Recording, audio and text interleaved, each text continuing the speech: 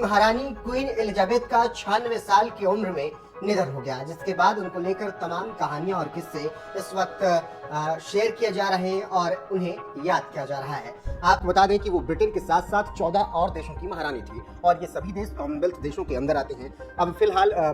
Charles नए राजा बन चुके हैं और वो अब ब्रिटेन और इसके साथ 14 कॉमनवेल्थ देशों के राजा रहेंगे। फिलहाल आज हम आपको बताएंगे कि किस तरीके से महारानी से एक सीक्रेट मुलाकात ब्रिटेन के प्रधानमंत्री की होती थी और हर बुधवार को ये मुलाकात होती थी जिसमें तमाम मुद्दों पर चर्चा होती थी और इस मुलाकात को गुप्त रखा जाता था, किसी को इसमें शामिल नहीं किया जा सकता था, केवल महारानी होती थी और ब्रिटेन की पीएम वहां पर हिस्सा लेने पहुंचते थे। आपको बता दें कि अब नई सरकार ब्रिटेन में आ चुकी है, लिज ट्रस के रूप में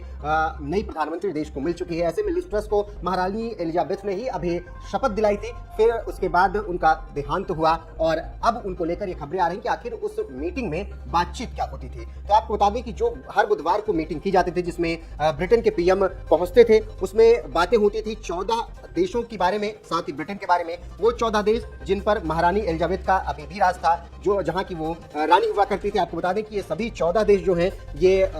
कॉमनवेल्थ देशों के अंदर आते हैं। तो ऐसे में इन देशों में एंटीगुआ और Bermuda, Saint Kitts, Canada, Papua New Guinea, Australia, New Zealand, Belize, Saint Lucia, Bahamas, Saint Vincent and Grenadines, Grenada, Tuvalu, Jamaica, Solomon द्वीप समूह। तो ये ऐसे 14 देश, इसके अलावा वो ब्रिटेन की महारानी थी ही। इन सभी 14 देशों में क्या कुछ चल रहा है और किस तरीके से देश और दुनिया में इस वक्त खबरें चल रही हैं, ये सब जानकारी ब्रिटेन के प्रधानमंत्री महारानी एलिजाबेथ को देते थे और ये पूरी मीटिंग गुप्त तरीके से रखी जाती थी। फिलहाल महारानी एलिजाबेथ के निधन के बाद से अब ये खबरें लगातार सामने आ रही हैं कि